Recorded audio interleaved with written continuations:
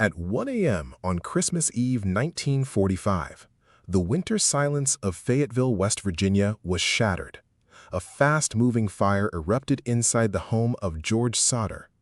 Rushing out into the sub-zero night air, George realized his rescue paths were completely blocked.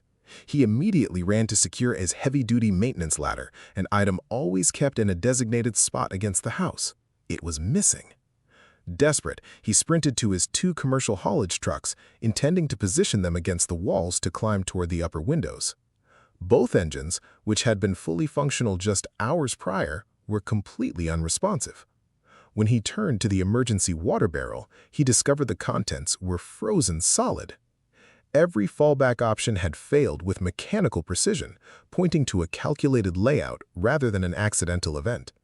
Someone had engineered a trap. Welcome to the disappearance puzzle. In today's case, we are covering the disappearance of the Sodder kids. If you are looking for highly researched professional cold case investigations without the fluff, subscribe to the channel right now, turn on notifications, and drop a comment telling us exactly where you are watching from. To understand the events that unfolded, we must look at the homeowner, George Sodder. Originally born Giorgio Sodder in Sardinia, he was a disciplined, hard-working immigrant who built a successful commercial trucking fleet in Fayetteville. His status as a prominent business owner made his home a central point in the community. But on this night, that home became a target.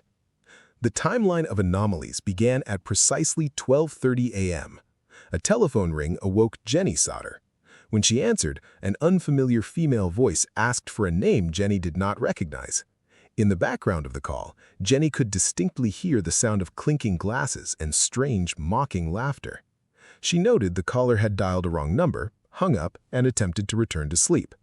However, as she walked through the hallway, she observed that the downstairs lights were still completely turned on and the window curtains remained undrawn, a direct contradiction to the household's strict nightly routine. At exactly 1 a.m., Jenny was startled awake a second time by a sharp, heavy mechanical thud on the roof, followed immediately by a distinct rolling sound across the ceiling. She listened closely, but the house fell completely silent again, forcing her to assume it was an external weather anomaly. That assumption changed at 1:30 a.m.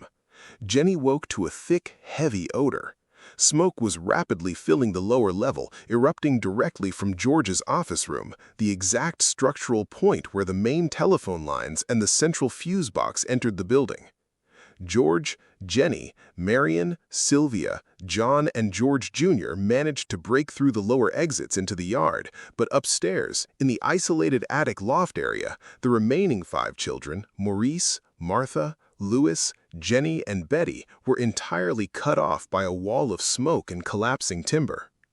With the house engulfed, the family faced a secondary collapse, the absolute failure of local emergency infrastructure. Marion Sodder ran to a neighbor's house to contact the Fayetteville Fire Department, but the telephone operator failed to answer the line.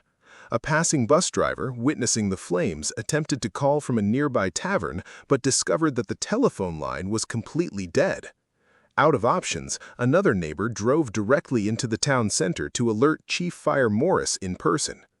The fire station was located exactly 2.5 miles away from the Sodder property. Under normal conditions, response time would take minutes, yet the volunteer fire department did not arrive on the scene until 8 a.m., 7 hours after the fire began. By the time the trucks arrived, the home had already vanished, reduced to a basement filled with smoking ash. When later questioned by investigators about this critical delay, Chief Morris offered an astonishing official excuse. He claimed he did not personally know how to drive the fire truck and had to wait hours until a designated driver became available. With the structure leveled, local authorities initiated a search of the debris that lasted a mere 2 hours before being abruptly halted. Chief Morris declared that no skeletal remains or biological evidence could be found, leading officials to conclude the 5 missing children had perished inside. To satisfy the family's immediate questions, Morris claimed the fire had achieved temperatures so extreme that it completely cremated the children's bodies, including their bones. This explanation, however, directly contradicted basic forensic science. The wooden house burned for only 45 minutes before collapsing. Modern crematoriums require sustained temperatures of over 2,000 degrees Fahrenheit for a minimum of 2 hours to break down a human skeleton. Furthermore, delicate household metal appliances and fragments of the tin roof survived the fire completely intact. Bones possess a significantly higher thermal resistance than thin sheet metal. They could not simply vanish while appliances remained recognizable. Driven by these contradictions, Jenny Sodder performed her own controlled experiments, burning animal bones in a wood stove to verify that domestic heat cannot obliterate skeletal structure. Despite these glaring scientific inconsistencies, the local coroner rushed to issue 5 formal death certificates within days, listing the official cause as faulty wiring. The rush to close the case forced the family to examine local hostilities, revealing a clear blueprint of premeditated retaliation. George Sodder was highly vocal in his opposition to Italian dictator Benito Mussolini, frequently engaging in fierce public debates within Fayetteville's tight-knit Italian immigrant community. This political tension manifested directly 2 months before the incident. In October 1945, a traveling life insurance salesman visited the Sodder home. When George declined the policy, the salesman grew aggressive, stating directly that George's house would go up in smoke and his children would be destroyed as payment for his anti-Mussolini remarks. In a stunning conflict of interest later uncovered by a private investigator, this exact salesman was appointed to sit on the local coroner's jury that officially ruled the incident an accident. Physical proof of sabotage emerged alongside these threats. A telephone repairman inspected the property and confirmed that the line had not burned through. It had been cleanly severed with wire cutters 14 feet up the pole. A local man named Lonnie Johnson was caught removing a block and tackle from the garage during the fire, eventually admitting to cutting the lines. Furthermore, a passing bus driver came forward with a critical timeline detail, stating he saw unknown individuals actively throwing objects, described as balls of fire, onto the roof of the home earlier that night. Months after the event, physical evidence of an explosive device was discovered on the property. While walking through the brush near the home site, young Sylvia Sodder discovered a dark green, hard rubber object hidden in the grass. George immediately identified it as an incendiary military device, specifically a type of pineapple bomb used during the war. This discovery perfectly explained the heavy mechanical thud and rolling sound Jenny had heard on the roof at 1 a.m. As the narrative of an accidental fire collapsed, 3 independent, non-overlapping sightings surfaced suggesting the children were removed before the house was destroyed. On the night of the incident, a motorist reported seeing the missing children peering out from a passing vehicle while the fire was still active. The following morning, a tourist stop operator located 50 miles west of Fayetteville claimed she served breakfast to the missing children, noting that a car with Florida license plates was parked outside the establishment. A week later, a hotel worker in Charleston, West Virginia, provided a formal statement claiming she saw 4 of the 5 children checked into the hotel. She stated they were accompanied by 2 men and 2 women of Italian heritage. When she attempted to speak with the children in a friendly manner, the adults grew highly hostile, froze her out of the conversation, and checked out early the next morning.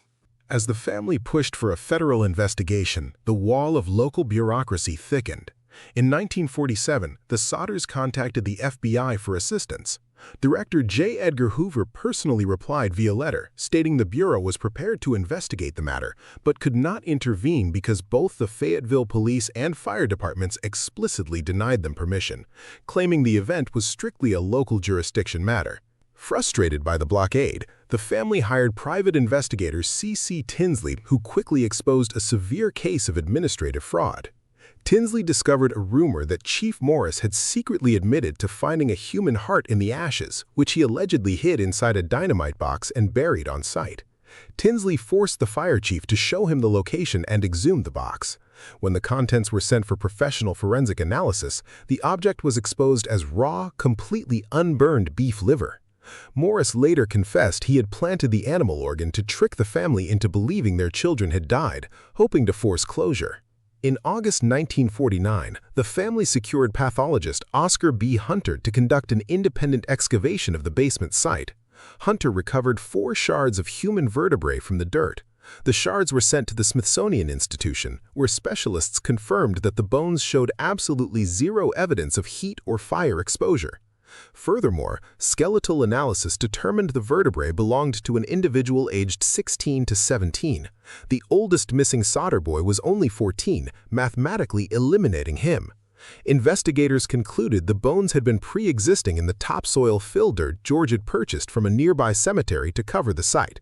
With legal avenues exhausted and Governor Oki L. Patterson officially declaring the case closed, the Sodders took their search directly to the public. They erected a massive billboard along Route 16, displaying photographs of the 5 missing children, offering a large reward and explicitly detailing the evidence of a local law enforcement cover-up. The billboard became a permanent fixture on the highway, maintained by the family for nearly 40 years. In 1968, 23 years after the incident, a significant breakthrough arrived. Jenny Sodder received a letter postmarked from Kentucky with no return address. Inside was a photograph of a man in his mid-20s who possessed an undeniable physical match to their missing son, Lewis. The man shared Lewis's distinct dark brown eyes, curly hair, and a unique upwardly tilting left eyebrow. The back of the photograph contained a cryptic handwritten note reading, "Lewis Sodder, I love brother Frankie, ill boy, A90132." Determined to verify the lead, the Sodders hired a private detective and dispatched him to Kentucky to locate the man in the photograph. The detective arrived in Kentucky, initiated his preliminary field research, and promptly vanished off the face of the earth. He was never seen, heard from, or contactable again. George Sodder passed away in 1969, followed by Jenny in 1989, never receiving answers. Their youngest daughter, Sylvia, spent her entire adult life keeping the promise to never let the investigation fade. Today, the modern consensus remains deeply divided between 2 distinct theories. Did an undocumented, scientifically anomalous fire bypass the laws of physics in 1945, or were 5 children systematically extracted by an organized network operating with local protection? What do you believe happened to the private detective who went to Kentucky? Was he paid off to abandon the case, or did his investigation cross paths with the very same network that engineered that Christmas Eve night? Drop your analysis in the comments below. Don't click away. Select the next cold case on your screen to keep solving the puzzle with us.